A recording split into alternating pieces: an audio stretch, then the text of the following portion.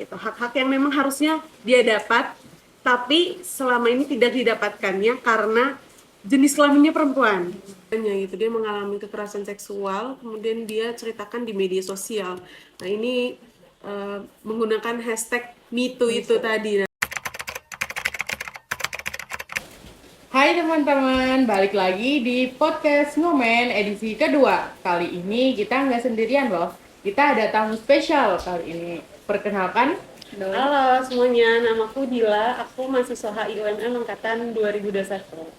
Nah, kali ini kita bukan hanya bahas tentang definitif-definitif dan juga penjelasan secara umum mengenai diplomasi feminisme di era digital. Nah, kali ini bersama Kak Dila kita akan membedah tentang sejarah-sejarah diplomasi feminis, perkembangan gerakan feminisme itu sendiri, dan juga isu-isu feminisme di era digital ini. Tentu saja dari penjelasan sebelum-sebelumnya, mari kita mulai penjelasan selanjutnya. Nah, teman-teman, untuk pembahasan yang pertama, kita akan bedah dulu nih dari sejarahnya. Kira-kira diplomasi feminisme itu dan isu-isu feminisme itu dimulai dari mana sih?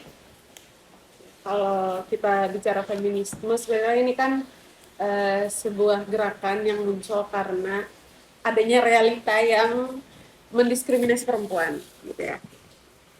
Jadi kondisi perempuan yang berada di lingkungan yang patriarki, gitu kan, melahirkan perjuangan-perjuangan perempuan untuk mendapatkan hak-haknya, gitu. Hak-hak yang memang harusnya dia dapat, tapi selama ini tidak didapatkannya karena jenis kelaminnya perempuan, kayak gitu. Nah, kalau kita bicara feminisme, sebenarnya dia kita akan tarik dari barat kayak gitu. Tapi kalau perjuangan-perjuangan perempuan sepertinya di semua belahan dunia ini pasti ada ya, termasuk Indonesia juga seperti itu. Cuma ketika kita bicara gerakan feminisme, kita akan tarik dari barat kayak gitu. Nah, kalau gerakan feminisme itu biasanya dikelompokkan menjadi beberapa gelombang. Ada yang 3 gelombang, tapi ada juga yang 4 gelombang biasanya. Jadi sebenarnya dia hanya memudahkan kita untuk memahami fasenya seperti apa sih, kayak gitu. Jadi perjuangan perempuan melalui gerakan feminisme itu pertama kali ada di tahun 1792 ketika ada satu tokoh namanya Mary Wollstonecraft. Nah, dia menulis tulisan tentang hak-hak perempuan. Sebenarnya isinya itu dia menuntut hak-hak perempuan dalam bidang pendidikan. Jadi dia menuntut perempuan ini mendapatkan akses pendidikan yang sama dengan laki-laki, gitu. Kemudian juga dia menuntut kesempatan kerja yang sama antara perempuan dan laki-laki. Nah, tulisannya ini ada di dalam judulnya The Vindication of the Rights of Women. Gitu. Jadi pembahasannya adalah hak-hak perempuan yang seharusnya didapat. Misalnya beberapa isunya itu ya tadi pendidikan, kemudian juga hak-hak kerja. Nah, ini titik awal feminisme gelombang pertama dilakukan gitu. Nah, akhirnya gerakan perempuan ini semakin masif dan isu-isu yang terbahas, misalnya isu-isu yang dituntut ketika feminisme gelombang pertama itu ya tadi hak-hak pendidikan, kemudian kesempatan kerja. Harusnya kan kesempatan kerja antara perempuan dan laki-laki itu yang sama. Tapi karena perempuan ini diberikan stereotip entah perempuan itu tidak rasional, sensitif, dan lain sebagainya. Kemudian perempuan ini dilekatkan sama peran-peran yang sifatnya domestik atau rumah tangga, berurusan sama rumah tangga. Itu kenapa kesempatan kerja ini tidak sama. Dianggapnya perempuan ya kerjanya di rumah saja gitu kan, domestik saja. Nah, makanya Mary Wollstonecraft kemudian menulis itu bahwa perempuan dan laki-laki harusnya punya hak yang sama dalam akses kerja dan pendidikan. Dan isu-isu yang dibahas di gelombang pertama feminisme itu ya tadi hak pendidikan, kesempatan kerja, kemudian juga hak perempuan dalam pernikahan dan perceraian. Jadi yang diusahakan sama kaum perempuan atau gerakan feminisme saat itu tidak cuma hak-hak perempuan di ranah publik saja, tapi di ranah domestik, private itu juga diperjuangkan ya tadi salah satunya dalam pernikahan. kayak gitu. Dan juga karena pendidikan ini dituntut, akhirnya juga berpengaruh pada tuntutan tentang hak pilih perempuan. Jadi harusnya perempuan juga punya kesempatan untuk memilih gitu. Nah itu kalau gelombang satu ya, fokusannya ya seperti itu. Dan titik baliknya tadi dari tulisannya Mary Wollstonecraft itu di tahun 1792, abad 18 ya berarti. Udah lama banget nih. Jadi selanjutnya ada fase yang dikatakan ini merupakan gelombang 2 gerakan feminisme. Gitu. Dari tadi yang di abad 18 ya, 1700-an, kemudian gelombang 2 ini dimulai pada tahun 1900-an, yaitu sekitar 1960-an. Ini dikategorikan sebagai gerakan feminisme gelombang kedua. Di fase-fase ini perempuan itu memperjuangkan sifatnya dia lebih beragam. Kalau tadi awalnya kan pendidikan, hak kerja, kemudian hak perempuan dalam pernikahan, terus juga ada hak pilih. Nah ini juga mulai berkembang, sudah mulai membahas reproduksi, kayak gitu. Kemudian juga pengasuhan anak, masih tetap ada unsur domestik itu, private. Kemudian udah berkembang kekerasan seksual, sudah mulai diperjuangkan sama gerakan feminis di tahun 1960-an. Kemudian ada juga upah kerja. Nah, ini kan perempuan-perempuan buruh ini kondisinya adalah karena ada anggapan bahwa perempuan itu kerja sifatnya dia hanya melengkapi gitu ya, melengkapi suami. Jadi dia bukan pencari nafkah utama. Makanya ada diskriminasi pemberian upah. Perempuan diupah lebih rendah daripada buruh laki-laki kayak gitu. Nah, makanya salah satu isu yang diperjuangkan di feminisme gelombang 2 ini yaitu upah kerja tadi.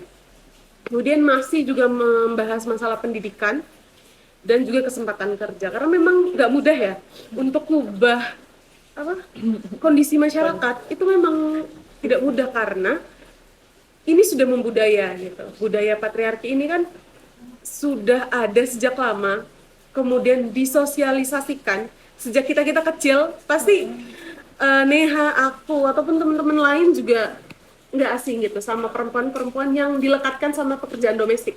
Nah ini kenapa sulit untuk diperjuangkan. Maksudnya sulit adalah kita butuh usaha ekstra yang sifatnya jangka panjang, sistematis. Nggak bisa cuma sekali dua kali kita usaha, kita edukasi satu kali berharap orang udah pola pikirnya berubah. Nah itu nggak gampang. Makanya padahal rentang waktu dari gelombang 1 ke gelombang 2 itu kan jauh, abad 18 ke abad 20. Tapi masih ada masalah pendidikan. Bahkan sampai hari ini pun masih kita membahas hak pendidikannya perempuan, gitu ya.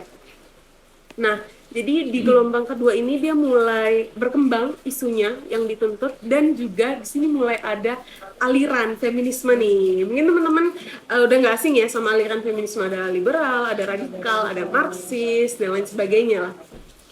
Salah satu beberapa aliran feminisme yang berkembang ketika feminisme gelombang 2 ini adalah feminisme liberal dan radikal gitu. Jadi adanya aliran-aliran di feminisme ini juga nggak tiba-tiba gitu, dia bertahap gitu.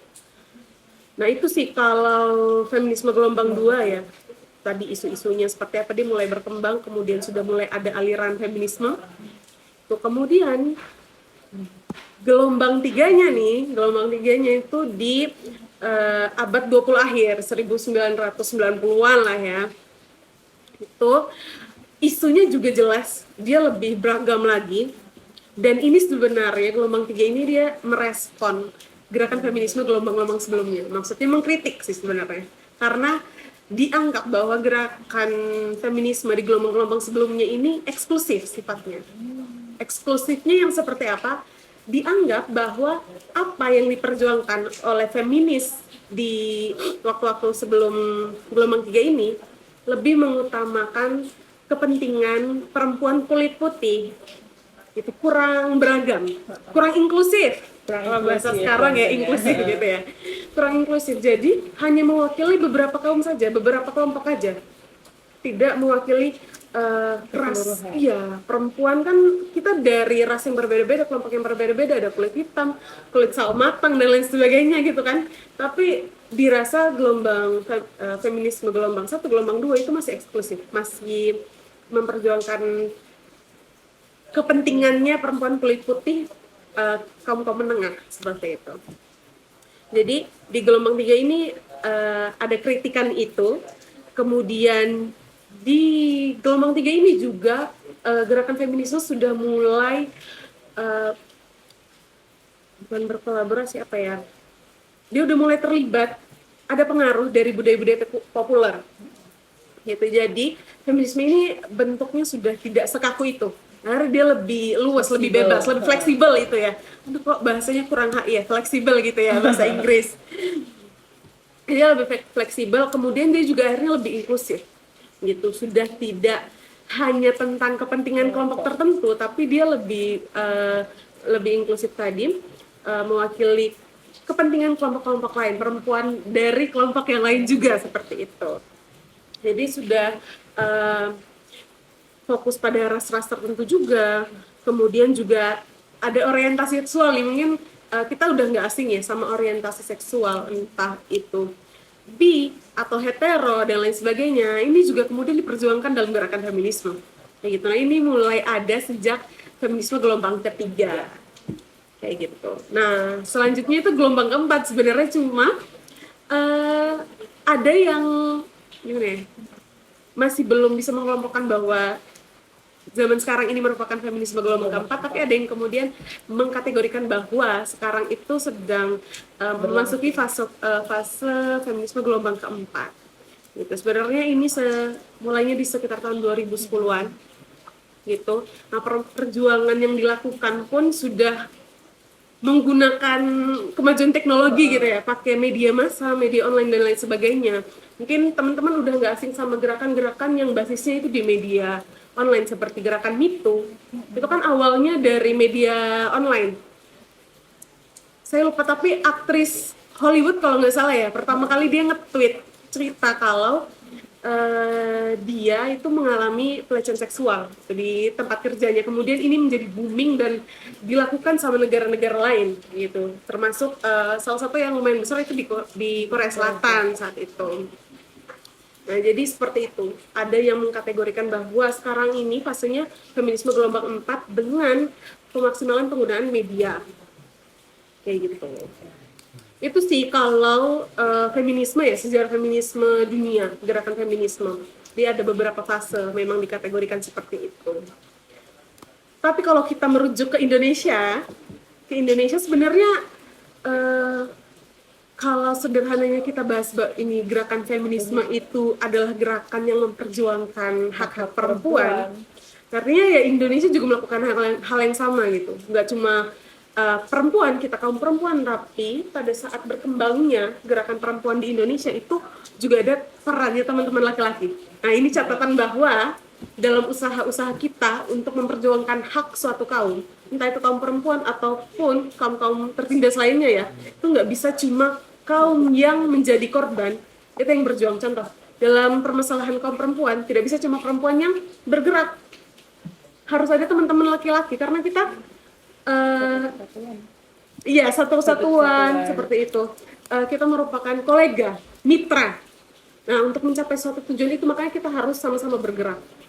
Kalau di Indonesia mungkin teman-teman sangat familiar lah ya sama Raden Ajeng Kartini. Baru ya kemarin April ya, 21 April kemarin kan pada ngerayain nih Hari Kartini, walaupun bentuknya berbeda-beda, ada juga pergeseran di situ. Cuma setidaknya kita tahu lah apa yang sebenarnya dulu perempuan-perempuan Indonesia usahakan, dan itu memang bentuk gerakan feminisme di mana kita mengusahakan hak perempuan ini tercapai. Kalau Raden Ajeng Kartini ya teman-teman ngerti sendiri lah, dia bergerak dalam bidang pendidikan. Kemudian ada juga Dewi Sartika, itu dia basisnya di Jawa Barat, dia bikin sekolah. Nah ini kan juga merupakan usaha dia, perjuangan Dewi Sartika ini untuk perempuan-perempuan ini mendapatkan haknya dalam hal akses pendidikan kayak gitu. Jadi di Indonesia Kalau di abad 19 akhir sampai 20 awal, nah itu basis gerakan perempuan Indonesia itu dia masih sifatnya kedaerahan. Maksudnya kedaerahan adalah gerakannya belum secara nasional, belum bersatu gitu loh, masih sendiri-sendiri. Makanya tadi ada R.A. Kartini, ada Dewi Sartika, bahkan ada organisasi-organisasi lain gitu, kayak ada Putri Mardika, kemudian ada Aisyah nih, kan kita di UMM ya, teman-teman mungkin ada yang familiar atau ada yang nggak familiar nih sama Aisyah. Jadi Aisyah ini organisasi di bawahnya Muhammadiyah, dia fokusnya pada anggota perempuan Muhammadiyah. Nah, ini udah ada dari tahun 1917, jadi udah lama. Aisyah itu ada, Muhammadiyah 1912, Aisyah 1917. Nah, jadi dia masih fokus, memang lingkupnya kecil, saat itu masih di Yogyakarta. Makanya tadi saya bilang gerakan perempuan Indonesia pada awal-awal pergerakan itu sifatnya masih kedaerahan, dia belum bersatu. Sampai akhirnya ada Kongres Perempuan Indonesia pertama di tahun 1928 bulan Desember. Oh ya, Hari Ibu teman-teman, FYI ya, ini sekedar informasi aja. Hari Ibu tanggal 22 Desember itu sebenarnya berangkat dari Kongres Perempuan Indonesia pertama. Gitu. Jadi kalau kita bicara Hari Perempuannya Indonesia itu ya Hari Ibu. Jadi Hari Ibu itu bukan cuma buat mama-mama ya, buat ibu-ibu, bukan ya, yang udah punya anak, enggak, tapi perempuan Indonesia sebenarnya. Gitu. Kalau kita tarik dari sejarahnya. Gitu. Jadi gerakan perempuan Indonesia itu berkembang mulai dari kedaerahan, kemudian dia lebih sistematis dalam organisasi-organisasi. Contohnya tadi Aisyah, Putri Mardika, kemudian ada banyak, ada jongjong bagian wanita. Jadi organisasi-organisasi laki-laki itu ada bagian wanitanya sendiri. Nah, ini mulai tersistematis sampai akhirnya ada pertemuan besarnya nih di Kongres Perempuan Indonesia pertama. Gitu. Baru di situ organisasi-organisasi perempuan di Indonesia berkumpul, bahas permasalahan perempuan Indonesia, kira-kira apa yang harus diperjuangkan. Itu ada masih masalah pendidikan, kemudian pernikahan. Ini lumayan isu yang sudah ada dari dulu banget ternyata ya. Masalah pernikahan ini. Jadi hak-hak perempuan dalam pernikahan dini juga seperti itu. Nah, jadi gerakan Indonesia seperti itu. Dia awalnya kedaerahan, kemudian lebih sistematis sampai akhirnya dibikin kongres besar. Jadi ada pertemuan-pertemuannya secara rutin dilakukan. Kayak gitu. Kalau itu untuk sejarah sedikit ya. Cuma kalau perkembangan gerakan perempuan Indonesia panjang nih teman-teman ya, sampai sekarang pun masih ada gitu. Bahkan Kongres Perempuan Indonesia sekarang namanya udah ganti jadi Kongres Wanita Indonesia, masih ada juga sampai sekarang. Cuma itu awal mulai ya gerakan perempuan di Indonesia, dan syukurnya masih ada sampai sekarang gitu. Kita tidak meninggalkan itu dan sampai sekarang juga masih memperjuangkan. Gitu. Ternyata aku juga baru tahu loh teman-teman, kalau ternyata sejarah perkembangan feminisme itu ternyata sepanjang itu ya, mulai dari sifatnya yang masih kolot lah ataupun masih bersifat kaku, hingga sampai di era digital ini ternyata gerakan perempuan sudah sefleksibel itu. Nah teman-teman, dari sejarahnya yang kompleks tadi, kira-kira untuk permasalahan atau isu feminisme di era digital ini seperti apa sih Kak kira-kira?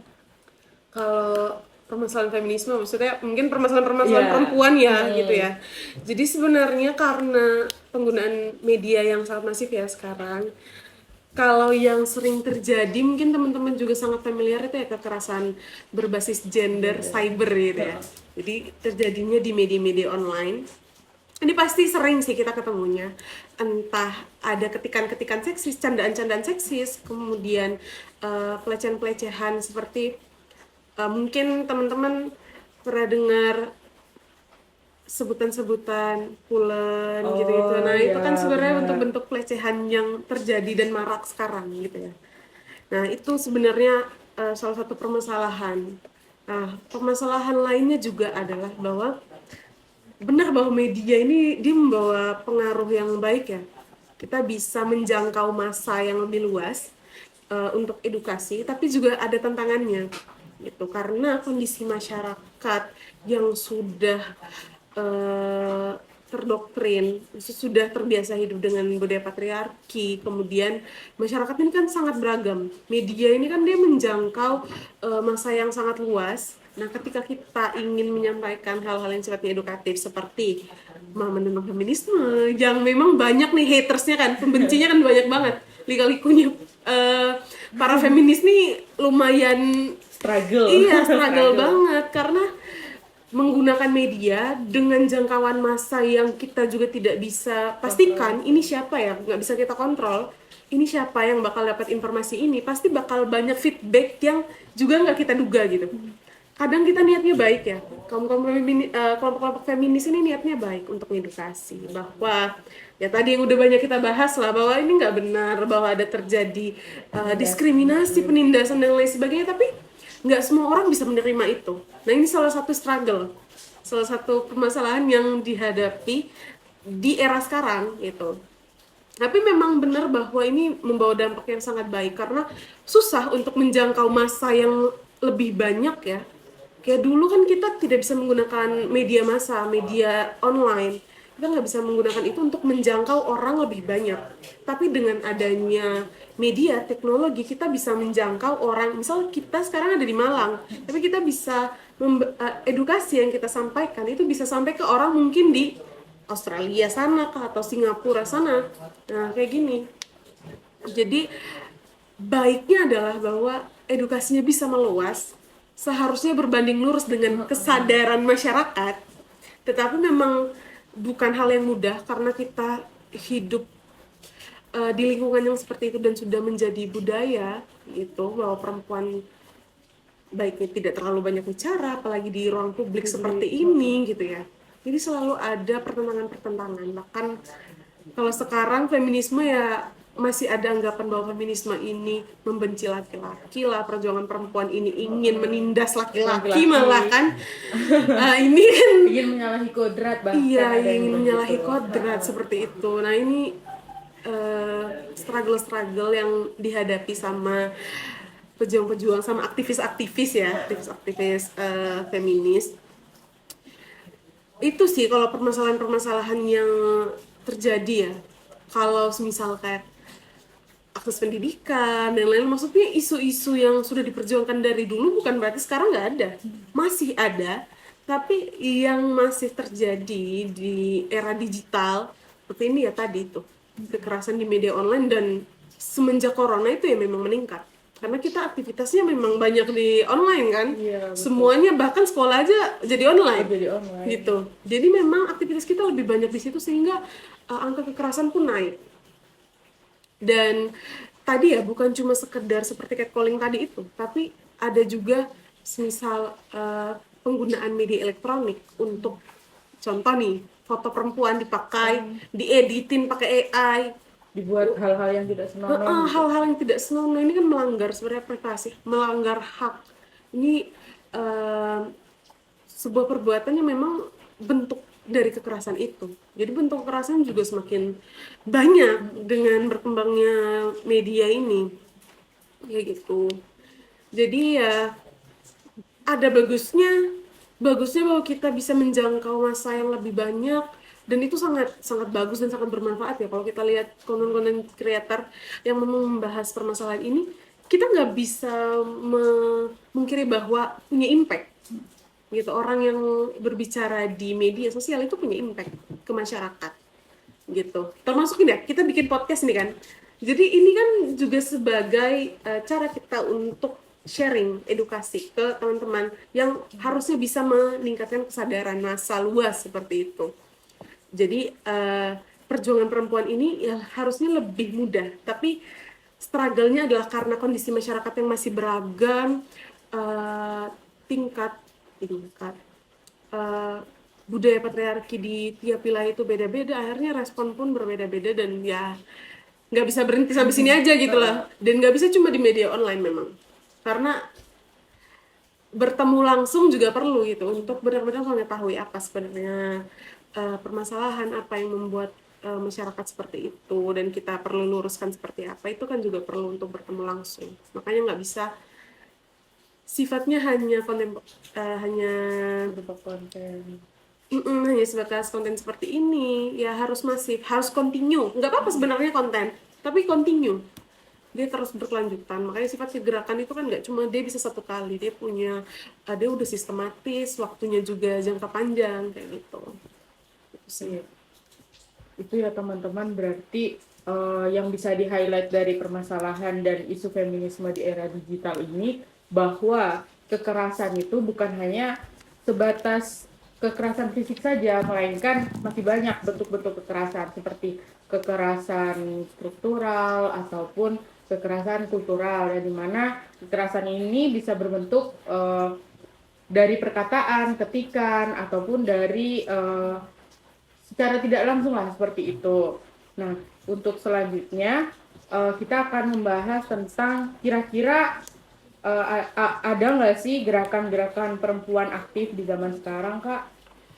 Kalau mungkin yang teman-teman HI pasti nggak asing ya, kayak Me Too, gerakan Me Too. Ya, ini kan penggunaan uh, media sosial dalam memperjuangkan hak-hak perempuan gitu kan. Kalau Me Too ini di tahun 2017 ya, masih baru lah hitungannya ya, sekitar berapa ya? 8 tahun. Uh, Memang masih terus sih dilakukan, maksudnya masih impactnya masih ada sampai sekarang gitu. Jadi perempuan-perempuan yang merupakan penyintas atau korban dari kekerasan seksual itu berani untuk speak up, berani untuk menyampaikan apa yang dialaminya. Nah, ini salah satu pengaruhnya juga dari gerakan ini, gerakan Me Too yang awalnya memang dilakukan sama aktris ya, aktris Hollywood. Dia menceritakan apa yang dialami di lingkungan kerjanya gitu. Dia mengalami kekerasan seksual, kemudian dia ceritakan di media sosial. Nah, ini menggunakan hashtag MeToo itu tadi, nah berkembang dan berpengaruh ternyata ke negara-negara lain, termasuk Korea gitu-gitu ya, juga melakukan hal yang sama. Akhirnya perempuan-perempuan sudah mulai berani untuk menyampaikan apa yang dia alami, memperjuangkan haknya melalui media. Kemudian juga ada Women March, itu di tahun 2017 juga. Kalau gerakan-gerakan yang sifatnya transnasional mungkin ya itu tadi, contoh dua itu tadi. Nah, kalau di sifatnya lokal, nah pasti banyak nih. Kalau di Korea Selatan itu ada gerakan 4B namanya. Ini jadi perempuan-perempuan Korea Selatan yang termasuk dalam gerakan itu ya, mereka ini menolak menolak untuk memiliki anak, menolak untuk menikah, menolak untuk pacaran, dan menolak untuk melakukan hubungan seksual. Nah, ini sebenarnya cara mereka untuk melawan kondisi sosialnya Korea Selatan yang memang masih sangat patriarki kayak gitu, dan menjadikan perempuan ini sebagai alat reproduksi saja gitu. Jadi kalau kalau lokal maksudnya di wilayah-wilayah tertentu tentu masih banyak, masih ada pergerakan-gerakan perempuan tadi. Kalau untuk transnasional mungkin tadi beberapa contohnya tadi ada Me Too Movement, kemudian ada Women March, kemudian mungkin kalau sekarang lebih banyak di organisasi ya, gitu. Jadi menggunakan wadah instrumen berbentuk organisasi untuk memperjuangkan hak perempuan. Kalau lingkupnya internasional ya pasti kita udah sangat-sangat familiar ya UN Women itu. UN Women yang memang jelas ya dari namanya aja itu United Nation for Women gitu kan. Jadi memperjuangkan hak-hak perempuan. Kemudian tapi tidak cuma UN Women sih sebenarnya yang memperjuangkan hak perempuan. Kalau teman-teman tahu juga ada International Alliance of Women, kemudian itu bentuk organisasi ya. Kalau bentuk-bentuk perjuangan perempuan, perjuangan untuk hak perempuan, salah satunya juga ada lewat International Labour, ILO. Nah, itu kan mereka melahirkan konvensi-konvensi. Jadi ada konvensi 183 itu yang membahas tentang perlindungan hak maternitas buruh perempuan. Jadi kan ini organisasi buruh internasional di bawah UN. Dia mengeluarkan konvensi 183, dia bahas hak maternitas. Jadi cuti hamil, cuti haid untuk buruh-buruh perempuan kayak gitu. Nah, ini kan juga bentuk sebenarnya gimana memperjuangkan hak-hak perempuan tadi, gerakan-gerakan feminisme sebenarnya. kayak gitu. Jadi gerakan-gerakan ini ya lingkupnya besar, kemudian harapannya juga jelas sih. Sebenarnya sebuah gerakan sosial itu dia niatnya adalah untuk merubah sebuah keadaan, merubah suatu keadaan menjadi lebih baik pastinya, termasuk gerakan feminisme. Maunya tidak ada lagi ketimpangan gender, semuanya setara, perempuan dan laki-laki setara. Nah, makanya usaha-usaha yang dilakukan ya tadi itu dari awal abad berapa tadi? Abad 18 Abad ya 18. sampai sekarang. Kayak gitu sih kalau eh, isu-isu ya. Gerakan contoh gerakan ya, gerakan-gerakan perempuan di masa sekarang. Oh ya teman-teman, ternyata seperti itu ya isu-isu permasalahan feminisme, dan juga ternyata banyak loh gerakan-gerakan yang memperjuangkan hak-hak dari perempuan itu sendiri, bukan hanya dari kaum perempuannya saja dan organisasi-organisasi non aktor negaranya, melainkan yang bisa kita tahu dari penjelasan tadi itu ternyata ada loh peran pemerintah dalam mengatasi masalah-masalah feminisme itu sendiri. Kayak contohnya ada UN Women, CEDAW, dan lain sebagainya.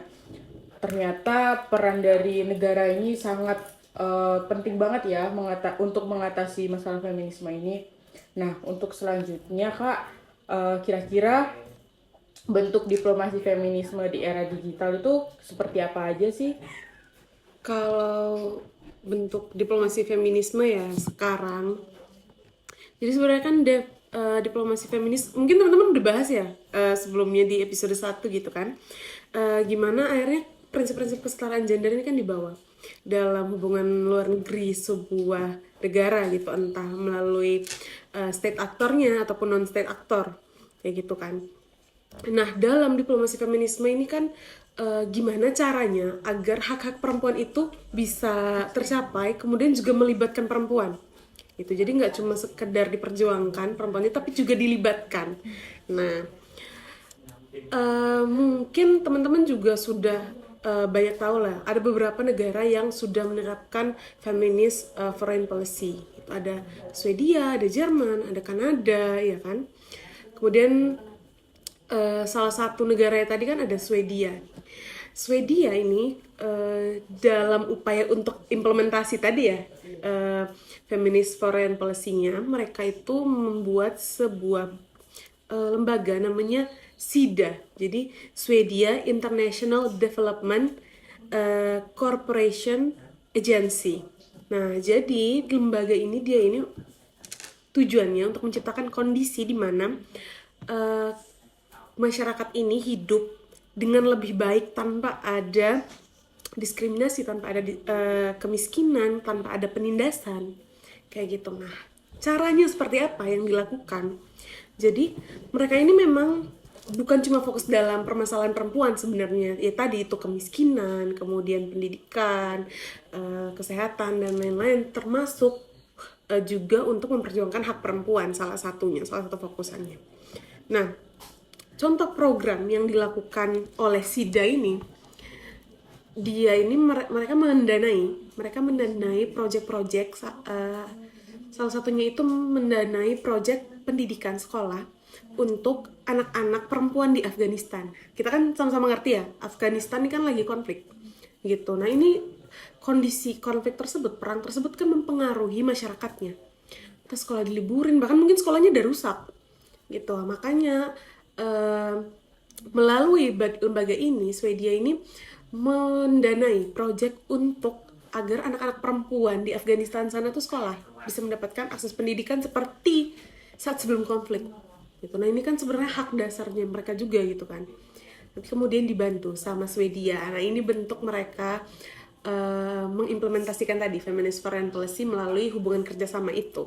Jadi Swedia membuat lembaga itu, kemudian bekerja sama dengan negara tujuan yang konteksnya saat ini adalah Afghanistan melalui proyek pendidikan gitu. Nah, selain itu juga, selain mendanai proyek pendidikan, mereka juga mendanai proyek layanan kesehatan untuk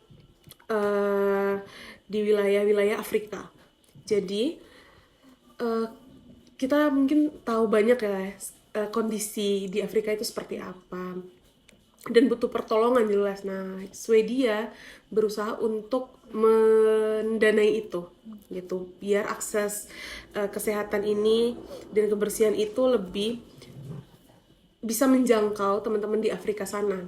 Nah, kalau kita bicara masalah perempuan, pasti nggak akan pernah terlepas dari kesehatan dan kebersihan gitu, karena kita perempuan lahir itu kan sudah dikodratkan punya rahim yang nanti setiap bulannya itu punya siklus menstruasi dan memang butuh sanitasi gitu dan kesehatan, entah ibu hamil dan lain sebagainya. Perempuan bahkan dalam sebulan dengan siklus menstruasi seperti itu ya butuh akses kesehatan. Nah, ini bentuk Swedia mengupayakan untuk iya mengusahakan tercapainya hak-hak perempuan gitu melalui program ini gitu sih. Kalau itu salah satu contohnya. Mungkin tadi yang sempat di mention sama Neha itu kan ada CEDAW ya. Nah, itu juga salah satu bentuk usaha untuk memperjuangkan hak-hak perempuan tuh. Kayak gitu ya teman-teman, ternyata bentuk-bentuk diplomasi feminisme itu sendiri. Nah, dari penjelasan-penjelasan tentang bentuk diplomasi feminisme ini, ternyata udah kita tahu bersama bahwasannya peran negara ini sangat besar untuk menjamin hak-hak warga negaranya, karena si negara ini mempunyai tanggung jawab sangat besar untuk memenuhi hak-hak asasi manusianya, hak-hak asasi manusia warga negaranya. Dari penjelasan itu akhirnya kita sampai di ujung pembahasan. Terima kasih nih kepada Kak Dila udah mau nyempetin waktunya untuk diskusi sebentar di sini. Semoga diskusi ini tadi membuka wawasan kita semua dan semakin menyadarkan teman-teman semuanya terkait pentingnya kesadaran terhadap isu-isu feminisme seperti itu. Itu tadi ya teman-teman terkait penjelasan bahwa gerakan diplomasi feminisme ini ternyata dapat pengaruh besar loh dari negara itu sendiri. Dan seperti yang kita tahu bersama bahwasanya si negara ini punya tanggung jawab besar terhadap pemenuhan hak-hak asasi manusianya, manusia negaranya terlebih seperti itu. Terus yang perlu kita highlight dari bentuk-bentuk diplomasi feminisme itu bahwasanya seiring perkembangan zaman dan kemajuan teknologi perlu adanya transparansi informasi, karena dengan adanya transparansi informasi itu kita bisa tahu bahwasanya si informasi itu benar atau tidaknya. Dan yang perlu kita highlight juga itu kita lebih untuk meningkatkan kesadaran masing-masing lah sebagai manusia, terlebih khususnya seperti itu, terkait isu-isu feminisme yang semakin marak lah di era fleksibilitas media saat ini. Nah, kita udah sampai di penghujung segmen nih. Terima kasih ya Kak karena sudah menyempatkan waktu untuk diskusi tentang feminisme ini. Ternyata isu tentang feminisme ini sangat kompleks dan sangat menarik ya teman-teman. Nah, gimana nih menurut kalian untuk pembahasan feminisme di episode kedua ini? Untuk saran isu-isu yang akan kita bahas, boleh di komen di bawah ya. Kita mau bahas apa lagi? See you next time. Bye bye. Terima kasih. Yeay.